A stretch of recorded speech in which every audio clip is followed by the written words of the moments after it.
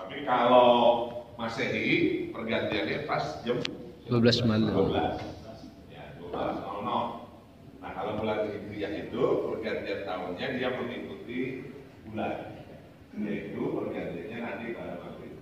Nah, kebetulan nanti pada maghrib itu jatuh pada tanggal 1 Muharram. Ya. Tentu Bapak tahu ada ayat suci Al-Quran yang mengatakan inna iddatas syuhur indallahi isna asyrata syahran.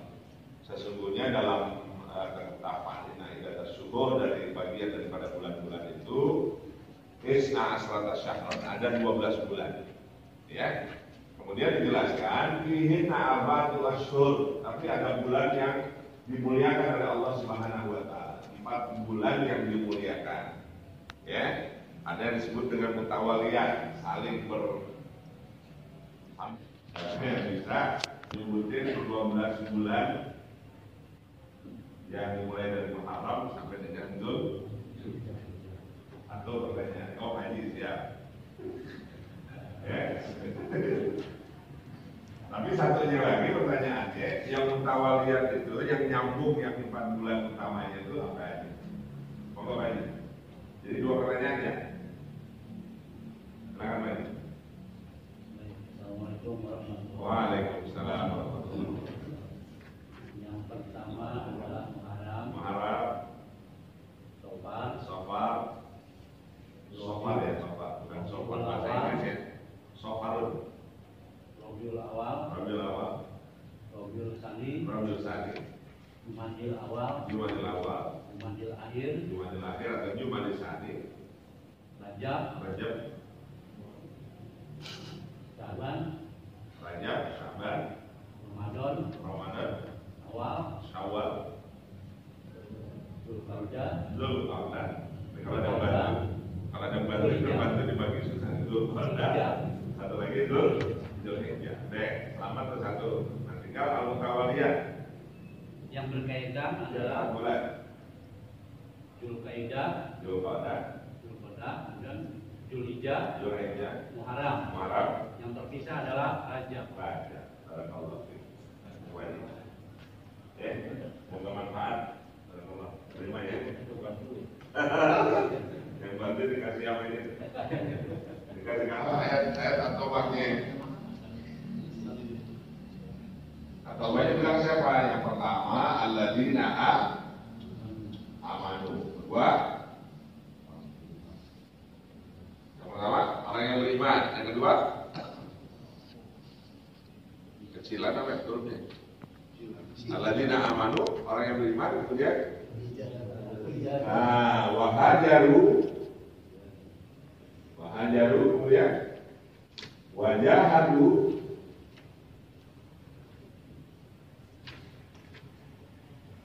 jadi 3 yang menjadi patokan terkait dengan Muharram ini. 3 patokan. Yang pertama alladzina amanu, mereka yang beriman. Yang kedua hijrah. Yang ketiga jihad. Jihadnya dengan apa? Jihad itu ada 2. Bi amwalihim, dengan harta, dan bi amwalihim, alladzina jahadu bi amwalihim wa anfusihim, kan mendapat kebaikan dari yang kita usahakan hari ini. Ya Pak, termasuk kita yang ngumpul hari ini kan, insya Allah kita bakal masing-masing memberikan rekomendasi terhadap siapa? Terhadap Allah Subhanahu wa taala, manakala nanti barangkali ada di antara kita yang kebetulan mampir dulu. Ya, insya Allah enggak. Jadi kalau nanti Bapak saya taklim, nggak nungguin saya nanti di Bapak yang berangkat duluan ke surga, gitu ya. Dia tolong saya diingetin cari, gitu. Bahwa saya telah memberikan satu jalan kebaikan dan insya Allah memberikan kemudahan pada proses itu. Yang kita lihat di teman-teman kita ada, wah belum ada, kemana nih? Oh mampir dulu, dia bilang sama Allah, ya Allah, Dulu si Fulan ngaji setiap kesempatan gitu. Menjadi saksi. Ya, ini proses daripada yang berkaitan dengan amanah tadi. Yang kedua, amanah. Orang beriman itu punya amanah yang besar, termasuk hidup ini adalah amanah. Pertanyaannya, hidup ini sebentar apa lama? Sebentar. Tapi kalau ditanya mana yang lebih diduluin antara dunia dan akhirat, oh iya, mantap di rumah, di keluarga. Nah, dari ibu ini akan melahirkan yang namanya aimatun. Siapa aimatun itu? Lingkungan. Nah, produk akhirnya siapa? Umat, bangsa dan. Jadi sesungguhnya di mana dimulainya anak itu? Pembinaan anak yang paling awal itu di mana? Di rumah, di keluarga. Maka proteksinya harus luar biasa. Dari keluarga itu, bahwa anak kita secara yuridis benar anak kita, tetapi berikutnya anak itu adalah anak lingkungan. Dari lingkungan itu, dari umur dari ibu, lahirlah produk aimatun, anak lingkungan. Kelak anak lingkungan itu akan menghasilkan produk yang disebut dengan umat. Umat itu lahir dari keluarga. Paham ya Pak? Ya. Paham sampai di sini? Ini sama-sama. Kepedulian itu bareng-bareng. Maka kalau kita bicara tentang hijrah qulub, hijrah akhlak itu, ya ayo masing-masing punya kontribusi untuk berkait dengan akhlak tersebut.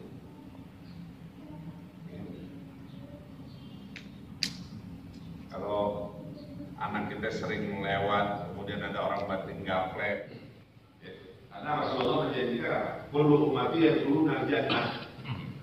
Rasul bilang tuh, kullu ummati yadkhuluna jannah, setiap umatku pasti masuk surga. Illa man aba, kecuali yang nggak pengen. Yang nggak pengen itu nggak mungkin masuk surga. Ya, tapi sepersit keimanan masih ada di dalam diri kita, insya Allah kita masuk surga. Kalaupun lewat transit, proses dulu. Jadi jangan bayangin yang enak-enak, gampang lah. Pokok mampir dulu ke neraka, enak aja deh mampir ke neraka. Emang kata enak. Kagak enak, bener loh. Ya kita bukan ngerasain gimana, kita belum tahu ya. Karena kan kalau perbandingan dunia dan akhirat itu satu hari di dunia setara dengan 1000 tahun di akhirat. Kebayang nggak? Satu hari itu setara dengan 1000 tahun. Nah sekarang 2024. Berarti kalau 2024 baru berapa hari? Baru 2 hari. Kita udah lama itu. Kebayang kan? Jadi kalau mau menganalogkan neraka itu, walaupun kita mampir, sama seperti cucian kotor yang mau masuk ke dalam lemari. Prosesnya panjang kan? Panjang kan prosesnya? Panjang. Diapain dulu? Sebelum dicuci diapain? Rendam. Makan waktu nggak kira-kira rendam? Jadi kalau orang beriman itu aman, selalu aman. Aman buat siapa? Aman buat diri dia, aman buat orang lain. Kalau ada jam tangan ketinggalan di kloset atau di mana gitu ya, bagi orang yang beriman kira-kira bakal aman atau kagak aman? Aman harus. Apalagi di masjid. Tapi sekarang pertanyaannya, di masjid aman atau kagak aman? Aman. Aman. Dari 20. Soal aman ya. Karena pertanyaan saya, orang sekarang di masjid itu lebih takut sama CCTV-nya Rokib sama Atin, apa lebih takut sama CCTV?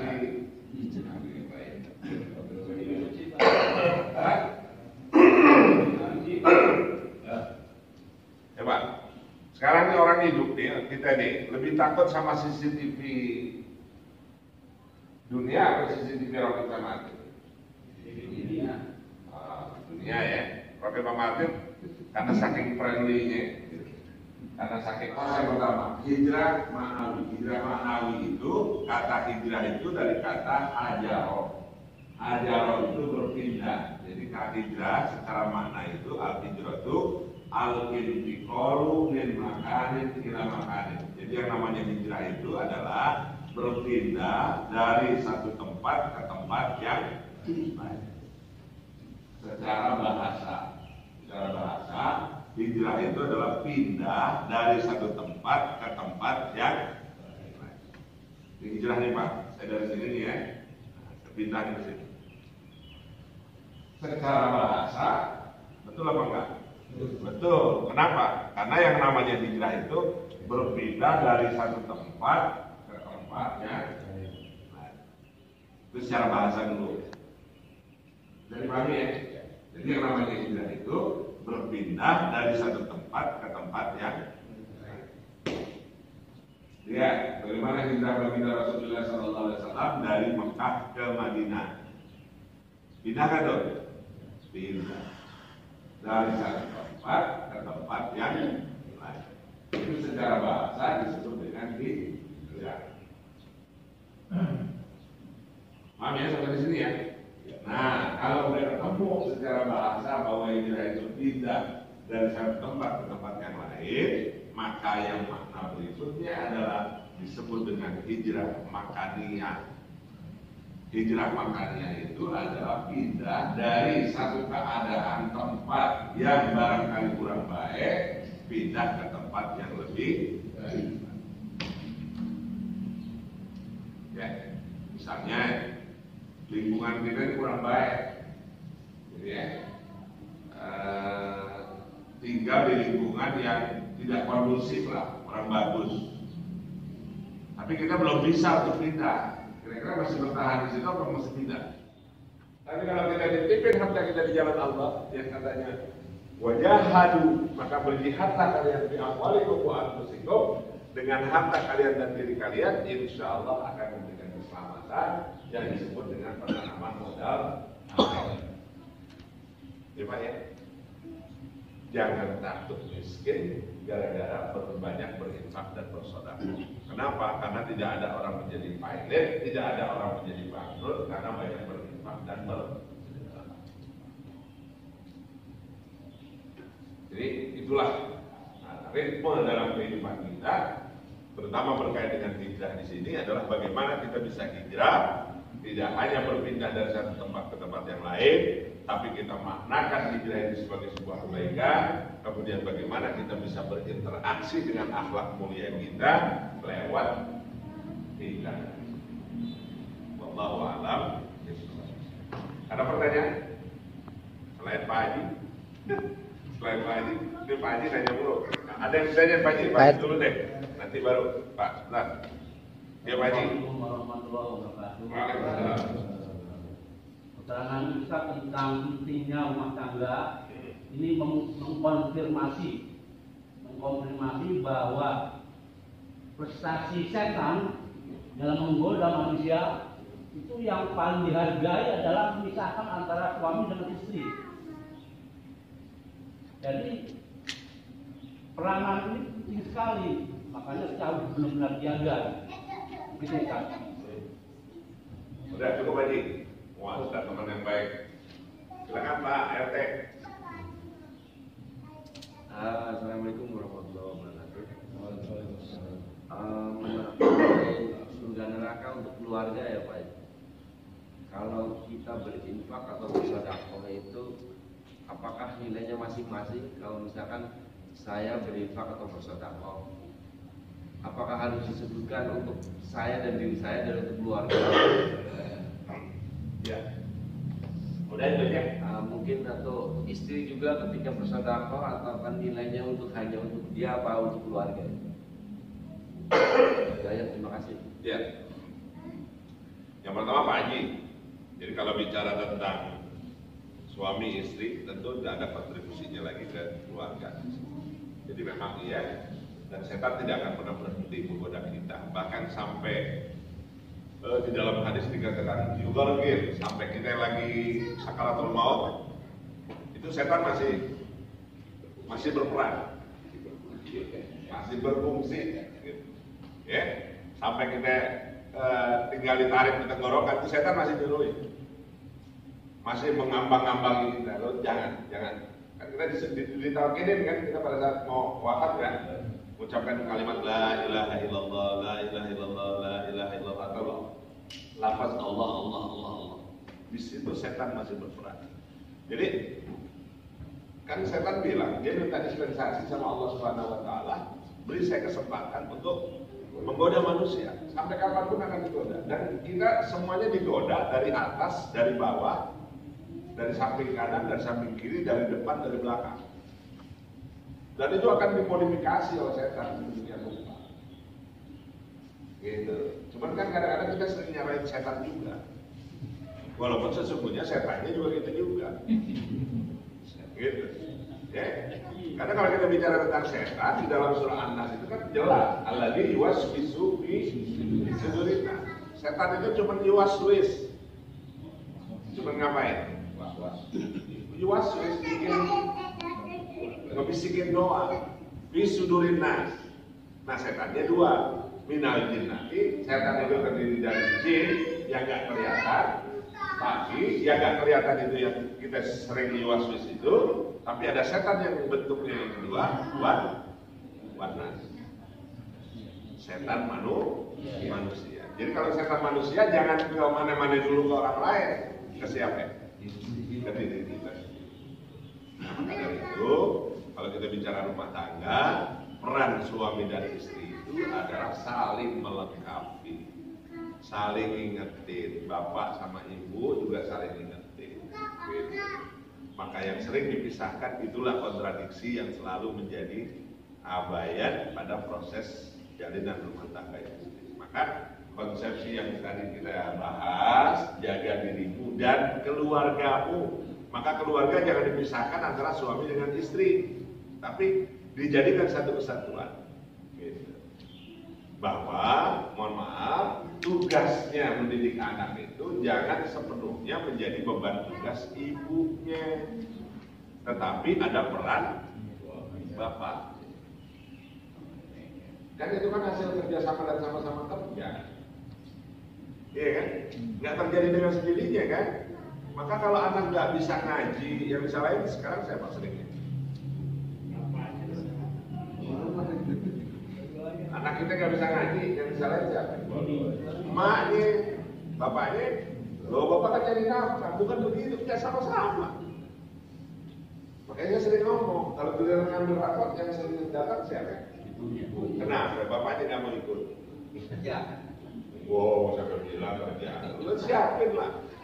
Jadi kita biar sama-sama tahu gitu loh, bahwa mendidik anak itu bukan hanya tugas ibu, tetapi juga ada fungsi bapak di situ. Ya, itu yang akan kita pertanggungjawabkan. Maka ibu-ibu ya harusnya luar biasa. Kenapa dikatakan luar biasa? Bapak akan menanggung beban ibu dengan anak-anak, tapi ibu tidak akan menanggung beban yang lain. Coba ya, itu luar biasa loh. Jadi laki-laki itu punya beban yang sangat luar biasa sekali. Kalau dia harus menanggung istrinya, dia juga harus menanggung anak dan istrinya. Maka kebaikan ibu, insya Allah akan bisa menjadi kebaikan buat yang lain. Maka nanti ketika dihisab itu, Allah cuma bertanya, gitu. Si perempuan ini, si istri ini akan menjadi baik, dia akan selamat ketika suaminya redho, ikhlas dengan apa yang dilakukan oleh istri. Aman tuh Pak. Iya. Langsung itu peluang. Di IV. Iya. Kenapa? Karena dia ganti. Suaminya redho, ikhlas dari apa yang dilakukan. Iya. Jadi kuncinya adalah bagaimana bisa meredhokan dan mengikhlaskan. Terus yang berikutnya, yang kedua tadi Bapak sampaikan, apakah juga berakumulasi, maka diawali innamal a'malu binniyat. Setiap perbuatan itu diawali dengan niat. Maka ketika kita berinfak dan bersedekah, niatkanlah untuk diri kita, keluarga kita, dan kedua orang tua kita. Syukur-syukur itu menjadi yang lebih bagus. Walaupun hanya 2.000, ya barangkali ya kita niatin untuk diriku, wali-wali daya, untuk kedua orang tua, untuk wali ahli, dan untuk keluarga. Tapi ya tolong lihat-lihat aja kalau 2.000 rame-rame kan. Banyak amat.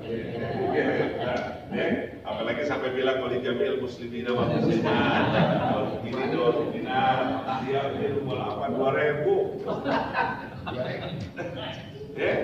Gitu ya. Jadi yang agak gede lah walaupun rame-rame. Ya, insya Allah jadi berkah. Ya, baik lagi. Hukumnya suami takut istri.